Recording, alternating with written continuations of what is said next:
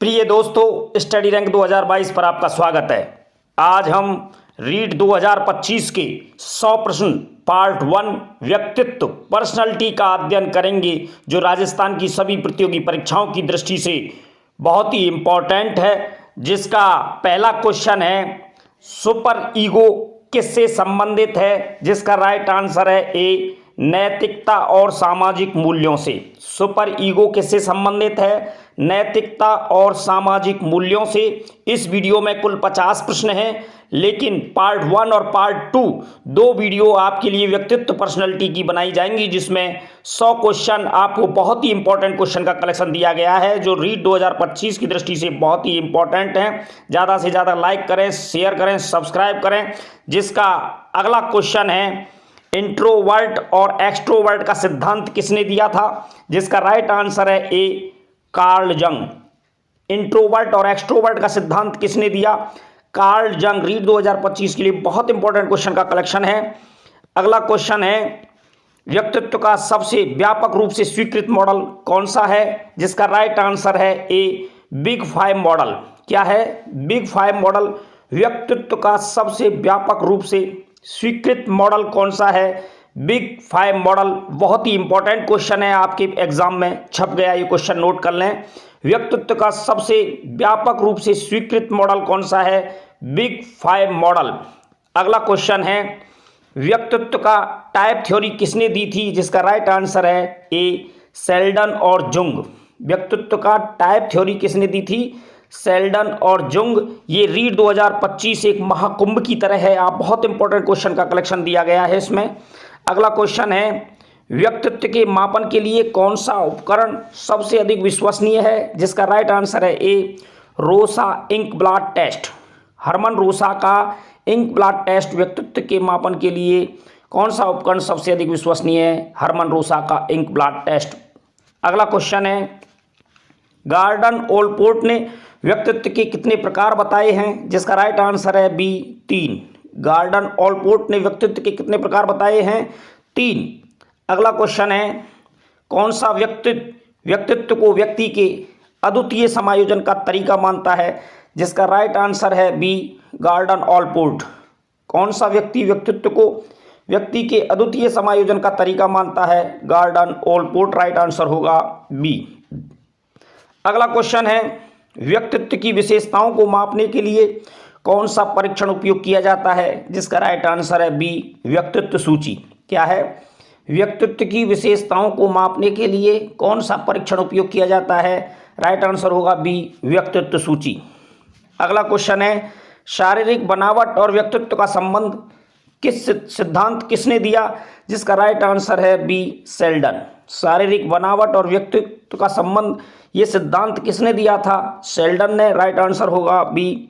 अगला क्वेश्चन है, प्रक्षेपण तकनीक प्रोजेक्टिव टेक्निक का उद्देश्य क्या है? जिसका राइट आंसर है बी, व्यक्तित्व के गुप्त पहलुओं को जानना।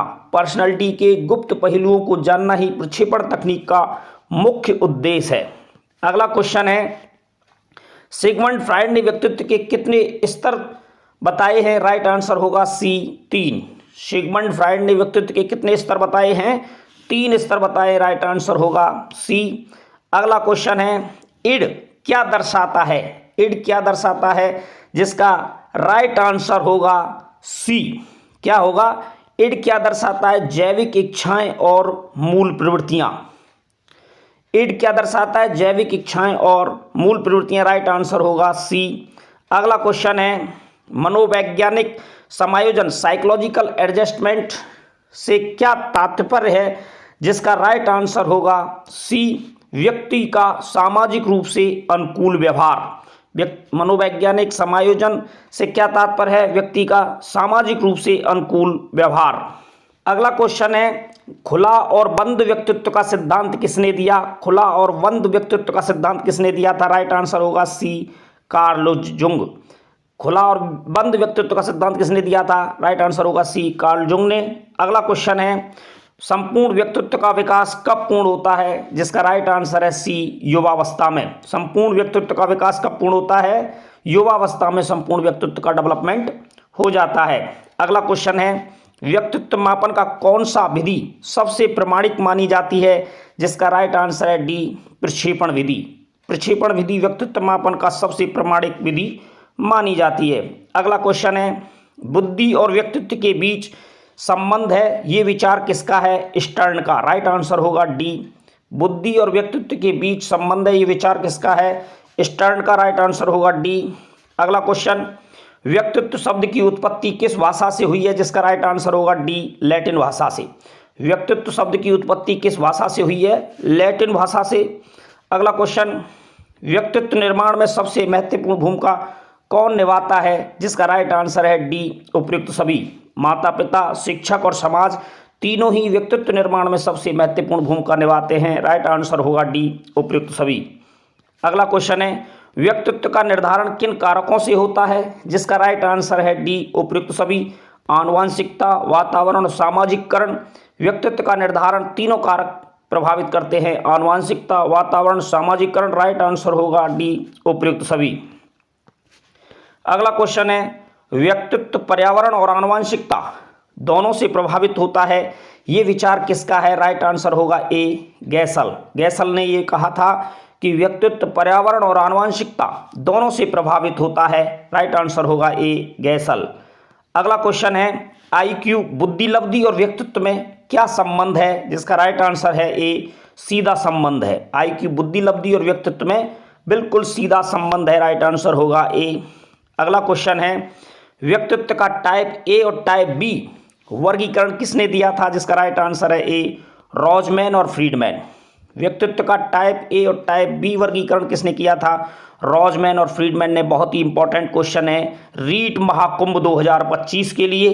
अगला क्वेश्चन है, व्यक्तित्व के निर्धारण में कौन सा कारक सबसे महत्वपूर्ण भूमिका निभाता है, जिसका राइट आंसर है ए, दोनों, आनुवंशिकता और वातावरण।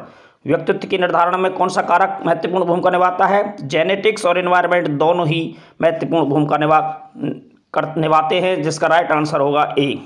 अगला क्वेश्चन है, अवचेतन मन, अनकॉन्शियस माइंड की अवधारणा किस मनोवैज्ञानिक ने दी थी? राइट आंसर होगा ए, सिगमंड फ्रायड ने। अनकॉन्शियस माइंड की अवधारणा सिगमंड फ्रायड ने दी थी। ये अवधारणा बहुत ही इंपॉर्टेंट है। रीट 2025 एक महाकुंभ की तरह है, आप इस क्वेश्चन को इंपॉर्टेंट नोट करें। अगला क्वेश्चन है, असामान्य व्यक्तित्व का अध्ययन किस शाखा में किया जाता है, जिसका राइट आंसर है बी, नैदानिक मनोविज्ञान। नैदानिक मनोविज्ञान, असामान्य व्यक्तित्व का अध्ययन किस शाखा में किया जाता है? नैदानिक मनोविज्ञान में। राइट आंसर होगा बी। अगला क्वेश्चन है, बच्चों में व्यक्तित्व विकास को प्रभावित करने वाला सबसे पहला कारक कौन सा है, जिसका राइट आंसर है बी, माता पिता। बच्चों में व्यक्तित्व विकास को प्रभावित करने वाला सबसे पहला कारक है उसके माता पिता। अगला क्वेश्चन है, एक्सट्रोवर्ट व्यक्तित्व वाले व्यक्ति की प्रमुख विशेषता क्या होती है, जिसका राइट आंसर है बी, सामाजिकता और सक्रियता। सामाजिक होता है और एक्टिव होता है। एक्सट्रोवर्ट व्यक्तित्व वाले व्यक्ति की प्रमुख विशेषता है कि वो सामाजिक होता है और सक्रिय होता है। राइट आंसर होगा बी। अगला क्वेश्चन है, कौन सा मनोवैज्ञानिक सेल्फ एक्चुअलाइजेशन, आत्म वास्तवीकरण की अवधारणा से जुड़ा है, जिसका राइट आंसर है बी, एब्राहम मैस्लो। इंपॉर्टेंट है, आप नोट करें। रीट लेवल 1 और लेवल 2 2025 की दृष्टि से वेरी इंपॉर्टेंट क्वेश्चन है कि कौन सा मनोवैज्ञानिक सेल्फ एक्चुअलाइजेशन, आत्म वास्तवीकरण की अवधारणा से जुड़ा हुआ है, जिसका राइट आंसर है बी, एब्राहम मैस्लो। अगला क्वेश्चन है, व्यक्तित्व को मनोवैज्ञानिक तंत्रों का संगठन किसने कहा है, इसका राइट आंसर होगा B, Gordon Allport. Gordon Allport ने मनोवैज्ञानिक तंत्रों का संगठन कहा है पर्सनैलिटी को। बहुत ही इंपॉर्टेंट क्वेश्चन है। अगला क्वेश्चन है, सेल्फ कंसेप्ट, स्वयं अवधारणा का मुख्य आधार क्या है, जिसका राइट आंसर है सी, स्वयं के बारे में व्यक्ति की धारणा। सेल्फ कंसेप्ट, स्वयं अवधारणा का मुख्य आधार क्या है? स्वयं के बारे में व्यक्ति की धारणा। अगला क्वेश्चन है, व्यक्तित्व का ट्रेट थ्योरी किसने प्रस्तुत किया, जिसका राइट आंसर है सी, गॉर्डन ऑलपोर्ट। गॉर्डन ऑलपोर्ट ने पर्सनैलिटी के बारे में ट्रेट थ्योरी प्रस्तुत की थी। अगला क्वेश्चन है, संवेगात्मक बुद्धि, इमोशनल इंटेलिजेंसी का संबंध किससे है, जिसका राइट आंसर होगा सी, भावनाओं को समझने और नियंत्रित करने की क्षमता से। संवेगात्मक बुद्धि, इमोशनल इंटेलिजेंसी का संबंध किससे है? भावनाओं को समझने और नियंत्रित करने की क्षमता से। अगला क्वेश्चन है, कौन सा परीक्षण प्रक्षेपण तकनीक प्रोजेक्टिव टेक्निक पर आधारित है, जिसका राइट आंसर होगा सी, रोसा इंक ब्लॉट परीक्षण। हरमन रोसा का जो परीक्षण है, रोसा इंक ब्लॉट परीक्षण, ये परीक्षण प्रोजेक्टिव टेक्निक पर आधारित है। राइट आंसर होगा सी। अगला क्वेश्चन है, व्यक्तित्व के अध्ययन में ऑब्जर्वेशनल मेथड किसका उपयोग करता है, जिसका राइट आंसर है सी, अन्य व्यक्तियों द्वारा अवलोकन किए गए व्यवहार को। व्यक्तित्व के अध्ययन में ऑब्जर्वेशनल मेथड किसका उपयोग करता है, अन्य व्यक्तियों द्वारा अवलोकन किए गए व्यवहार को। राइट आंसर होगा सी। अगला क्वेश्चन है, व्यक्तित्व विकास में कौन सा घटक निर्णायक भूमिका निभाता है, जिसका राइट आंसर है डी, वंशानुक्रम, पर्यावरण, सीखने की प्रक्रिया। तीनों ही व्यक्तित्व विकास में एक निर्णायक भूमिका निभाते हैं। राइट आंसर होगा डी। अगला क्वेश्चन है, इड, ईगो और सुपर ईगो का सिद्धांत किसने दिया था, जिसका राइट आंसर है डी, सिगमंड फ्रायड। बहुत ही इंपॉर्टेंट क्वेश्चन है रीट 2025 की दृष्टि से कि इड, ईगो और सुपर ईगो का सिद्धांत किसने दिया था, सिगमंड फ्रायड ने। अगला क्वेश्चन है, व्यक्तित्व का विकास एक सतत प्रक्रिया है, ये सिद्धांत किस सिद्धांत का हिस्सा है, जिसका राइट आंसर है डी, एरिक एरिक्सन का मनोसामाजिक विकास सिद्धांत। एरिक एरिक्सन का मनोसामाजिक विकास सिद्धांत में कहा है कि व्यक्तित्व का विकास एक सतत प्रक्रिया है। अगला क्वेश्चन, कार्ल रॉजर्स का सेल्फ थ्योरी किस पर आधारित है, जिसका राइट आंसर होगा डी, व्यक्ति की आत्म अवधारणा पर। किस पर? व्यक्ति की आत्म अवधारणा पर कार्ल रॉजर का सेल्फ थ्योरी आधारित है। राइट आंसर होगा डी। अगला क्वेश्चन है, संवेगात्मक बुद्धि, इमोशनल इंटेलिजेंसी को लोकप्रिय बनाने वाले वैज्ञानिक कौन हैं, जिसका राइट आंसर है डी, डैनियल गोलमैन। संवेगात्मक बुद्धि, इमोशनल इंटेलिजेंसी को लोकप्रिय बनाने वाले मनोवैज्ञानिक कौन है, डैनियल गोलमैन। राइट आंसर होगा डी। अगला क्वेश्चन है, बुद्धि और व्यक्तित्व के बीच क्या संबंध है, जिसका राइट आंसर है ए, बुद्धि व्यक्तित्व को प्रभावित कर सकती है। बुद्धि और व्यक्तित्व के बीच क्या संबंध है, जिसका राइट आंसर होगा ए, बुद्धि व्यक्तित्व को प्रभावित कर सकती है। अगला क्वेश्चन, व्यक्तित्व को मापने के लिए कौन सा उपकरण प्रयुक्त होता है, जिसका राइट आंसर है ए, प्रश्नावली।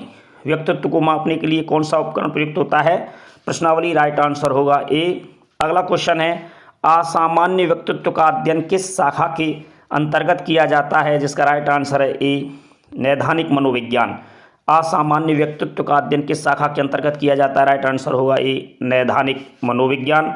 अगला क्वेश्चन है, व्यक्तित्व के कौन से घटक व्यवहार को नियंत्रित करने में मदद करते हैं, जिसका राइट आंसर है ईगो और सुपर ईगो दोनों। व्यक्तित्व के कौन से घटक व्यवहार को कंट्रोल करने में मदद करते हैं, ईगो और सुपर ईगो दोनों। राइट आंसर होगा ए। अगला क्वेश्चन है, मनोवैज्ञानिक रक्षा तंत्र, डिफेंस मैकेनिज्म का मुख्य उद्देश्य क्या है, जिसका राइट आंसर होगा ए, तनाव और चिंता से बचाव। मनोवैज्ञानिक रक्षा तंत्र, डिफेंस मैकेनिज्म का मुख्य उद्देश्य क्या होता है, ये बहुत ही इंपॉर्टेंट क्वेश्चन है लेवल 1 और लेवल 2 रीट 2025 की दृष्टि से। नोट करें, मनोवैज्ञानिक रक्षा तंत्र, डिफेंस मैकेनिज्म का मुख्य उद्देश्य क्या होता है, राइट आंसर होगा ए, तनाव और चिंता से बचाव। अगला क्वेश्चन है, मनोवैज्ञानिक मास्लो ने व्यक्तित्व विकास के लिए कौन सा सिद्धांत दिया, जिसका राइट आंसर है बी, आत्म साक्षात्कार का सिद्धांत। मनोवैज्ञानिक मास्लो ने व्यक्तित्व विकास के लिए कौन सा सिद्धांत दिया, आत्म साक्षात्कार का सिद्धांत। बहुत ही इंपॉर्टेंट क्वेश्चन है। अगला क्वेश्चन, व्यक्तित्व विकास में सामाजिककरण की क्या भूमिका होती है, जिसका राइट आंसर है बी, ये एक सतत प्रक्रिया है जो समाज, परिवार और स्कूल से प्रभावित होती है। व्यक्तित्व विकास में सामाजिककरण की क्या भूमिका होती है, राइट आंसर होगा बी, ये एक सतत प्रक्रिया है जो समाज, परिवार और स्कूल से प्रभावित होती है। अगला क्वेश्चन है, व्यक्तित्व को प्रभावित करने वाले जैविक कारकों में क्या शामिल होता है, जिसका राइट आंसर है बी, उपयुक्त सभी। आनुवांशिकता, मस्तिष्क संरचना, हार्मोनल प्रभाव। व्यक्तित्व को प्रभावित करने वाले जैविक कारक जो होते हैं वो जेनेटिक्स भी होते हैं, मस्तिष्क की संरचना होती है और हार्मोनल प्रभाव, ये तीनों ही कारक को व्यक्तित्व को प्रभावित करते हैं। इसका राइट आंसर होगा उपयुक्त सभी। अगला क्वेश्चन है, व्यक्तित्व का अध्ययन करने के लिए कौन सी विधि सबसे उपयुक्त है, जिसका राइट आंसर होगा बी, मनोवैज्ञानिक परीक्षण विधि। व्यक्तित्व का अध्ययन करने के लिए कौन सी विधि सबसे उपयुक्त है, जिसका राइट आंसर होगा बी, मनोवैज्ञानिक परीक्षण विधि। अगला क्वेश्चन, कार्ल रॉजर्स के अनुसार फुली फंक्शनिंग पर्सन किसे कहा जाता है, जिसका राइट आंसर है बी, जो आत्म विकास और आत्म साक्षात्कार की ओर बढ़ता है। जो आत्म विकास और आत्म साक्षात्कार की ओर बढ़ता है। कार्ल रॉजर के अनुसार फुली फंक्शनिंग पर्सन किसे कहा जाता है, जो आत्म विकास और आत्म साक्षात्कार की ओर बढ़ता है